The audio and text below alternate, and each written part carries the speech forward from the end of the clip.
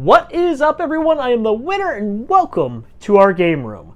Today I'm going to go ahead and count down my top 5 games of 2023 that I've played so far.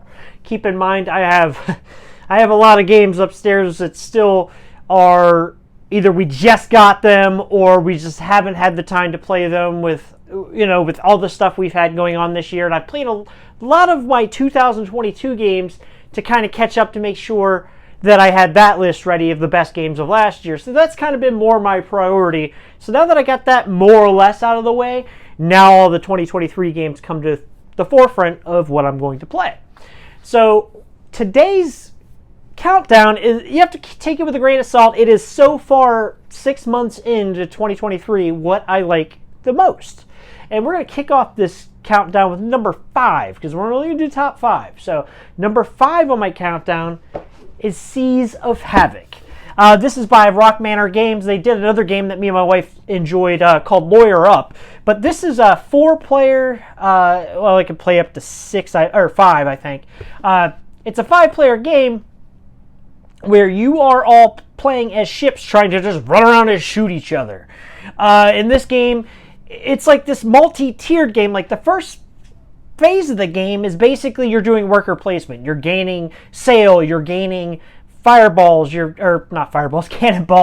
you're gaining gold, and you're actually getting other flags and stuff, and you're gaining cards, and the cards that you're gaining are going into a deck that you have that are full of maneuvers and how you fire your cannons. And then there's different upgrades because every player color is a different type of ship, and all the ships are unique. So you start with a deck of its own.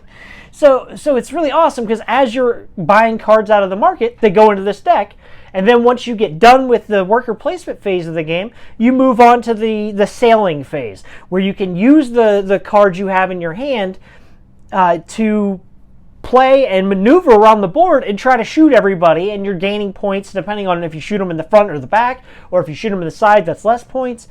It's just a fun game. Like, I played it solo, which was fine. It's a lot of upkeep to take care of because it plays with 2 other AIs, and you have to kind of keep track of that. It wasn't too much. It was just, I don't know, it's just a lot to take care of 3 players at the same time, basically. But it wasn't bad. I liked that experience. Playing it 2 players gives you 1 solo AI.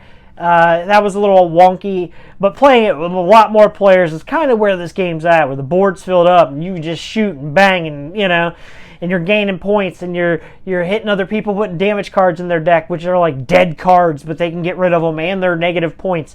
So you're doing all this to kind of try to gain the most points. It's a very solid, fun game, and that was number 5, Seas of Havoc. All right, number 4 on my list was one that I heard of, and I kind of was intrigued, and then I was like, oh, I guess I'll pre-order it because it looks kind of cool. It was fun. It came with a pre-order bonus of another whole game, which was Mandala Stones, and it was actually not bad. I enjoyed that one too, but not as much as this one, and that one is Books of Time by Boards and Dice. Now, this one is it's like you're kind of writing the story of your civilization. You actually have 3 books in front of you that are actually binders with cards in them, and you have a bunch of different actions you can take. You can either buy new cards out of the center or draw new ones in. You can write them into your books. It's just crazy how that works out. You can also read the pages of your book, and that gives you different abilities. You can do all these little things, and you're trying to fulfill objectives that you personally have. You all have kind of the same objectives, but with different qualifications, I guess it would be, like different symbols you want to gain. Because one of them, you want to have 2 of this particular symbol and 2 of another symbol in your book.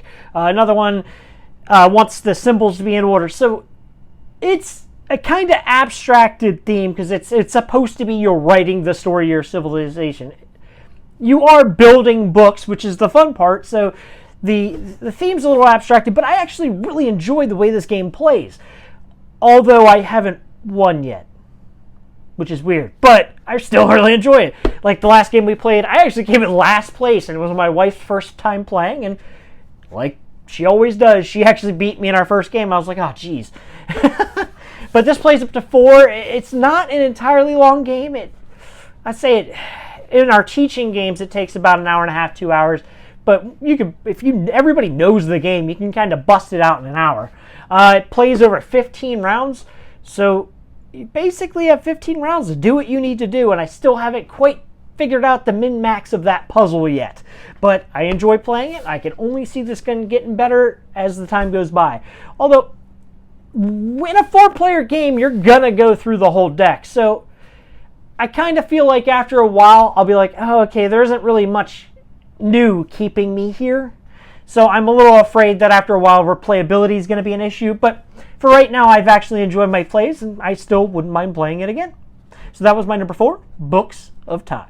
My number 3 is one that I saw on Kickstarter and I was like, I think it's cool, but I can't tell. It feels gimmicky. I don't know. I should back it, but price is kind of high, and if it does prove to be gimmicky, that would suck because the price tag is a little high. Well, at Origins, we got to try it out, and I immediately went on eBay and found it for a great price and bought it, and that game is Rolling Heights from AEG. In Rolling Heights, you have meeples that you're actually rolling them into a little box, and if they lay on their side, they're working steadily. If they're on their back, they're exhausted, but if they're standing straight up, they are working hard. And depending on whether they're working working steady or working hard, determines how strong their actions are. So if you have a gray one that's on his side, he'll give you 1 concrete cube. But if he's standing straight up, he'll give you 2. So I thought that was going to be gimmicky. Like, oh, yeah, rolling, this isn't going to, this is so luck-driven. But I found out that there's so many different ways to mitigate how that works out. Like there's a trading system that I was like, you're trading 2 for 1. That seems bad.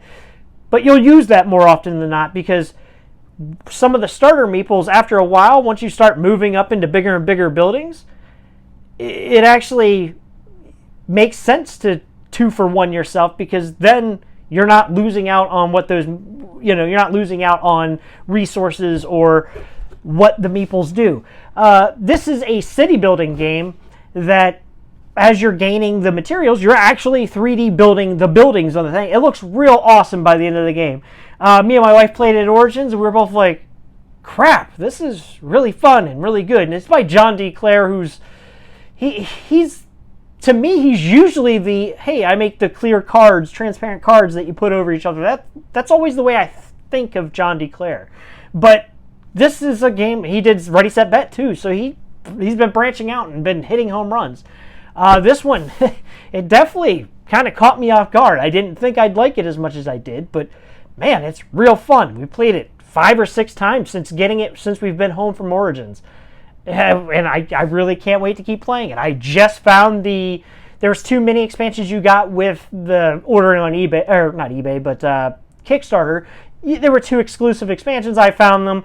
One of them is actually an ape that I guess it destroys part of the city or something. I'm not quite sure, but someone told me at Origins that's the funnest thing. It's something that happens after the game, which is awesome. And I think the other expansion is just a couple more tiles, which, that's I'll enjoy that either way. But his more is always better. But man, this game really surprised me. I thought it was going to be super gimmicky.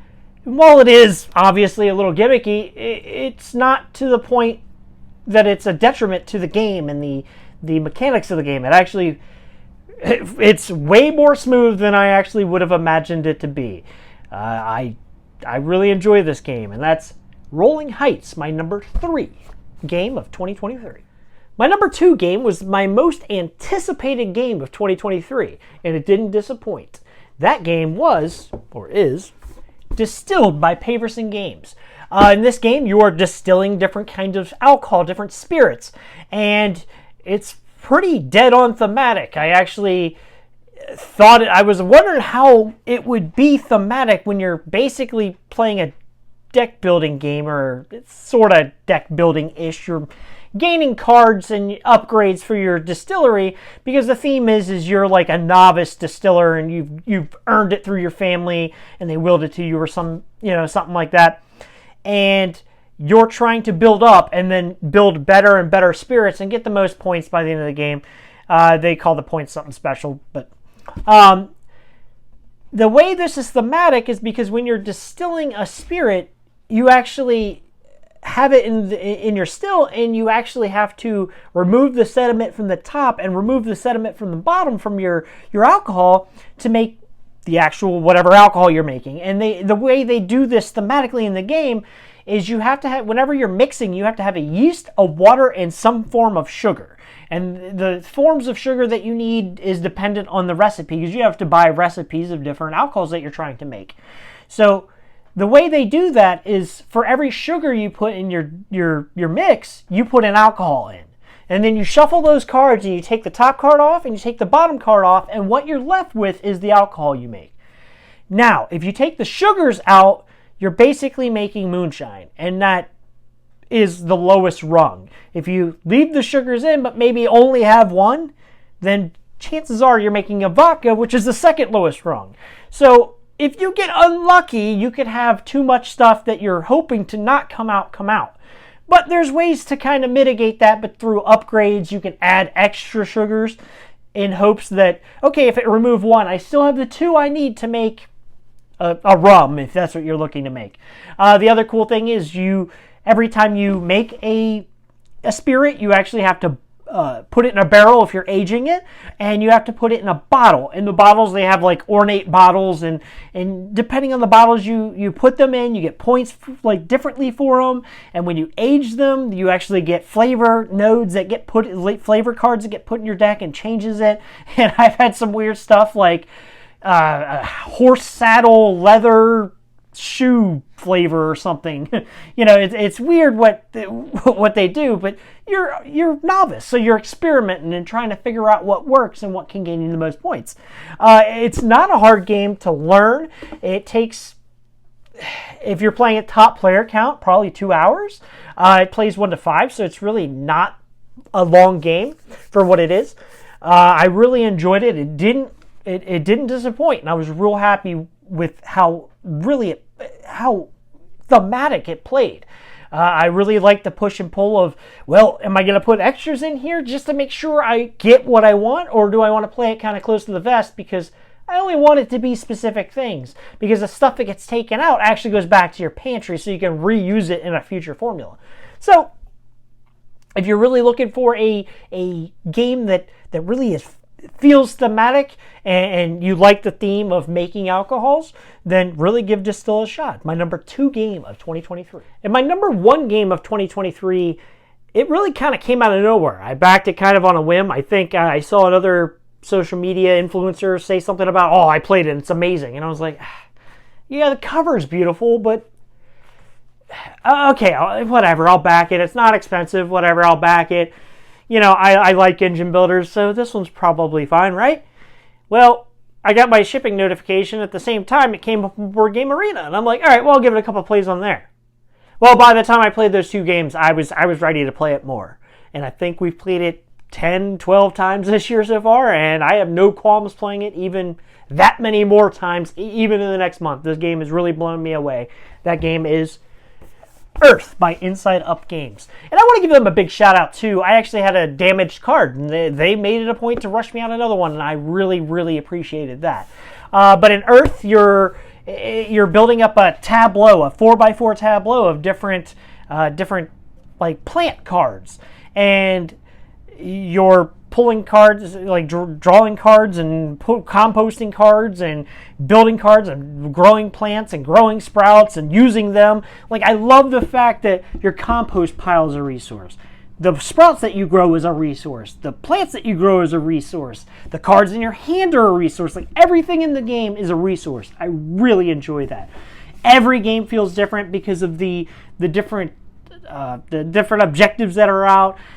We always hand out 2 island cards, 2 environmental cards, and 2 climate cards. So that way, there's a ton of choices just for your starting island. Man, this game, it feels different every time I play it. It's one of the smoothest games I've ever played. This game really, really hits on all the different things that I love in gaming. Tableau building, engine building, card drawing, just everything you want in an engine building game. This game delivers. I can't wait to play it some more. I mean, I wonder if they'll have an expansion because, man, more stuff can't go wrong. Everything I've played in this game, every time I played, everybody I taught it to, everybody has really enjoyed this game. Yeah, that's my number one. I'm so glad I backed this, and if I can remember who it was that said, "Hey, back this, it's good," I want to give him a high five because that was awesome. Earth has been super awesome this year. And if you haven't if you don't have it or you haven't played it, definitely seek out. Try to either buy your own copy or play a friend's copy or something. This game is awesome. That's my number one, and this has been my countdown of my top games so far of 2023. Now this can change in 6 months. This can change in a year because by the time this time next year rolls around, I'll be doing my definitive list of top 10 games from this year. But so far, these are my top 5 of the year. And like I said, I have a ton of games I still need to play. And we will get those played now that my 2022s are more or less knocked out. I'm sure I'll play some more games from that year. But so far, Earth, my number one. So thanks for watching. As always, keep playing and keep winning.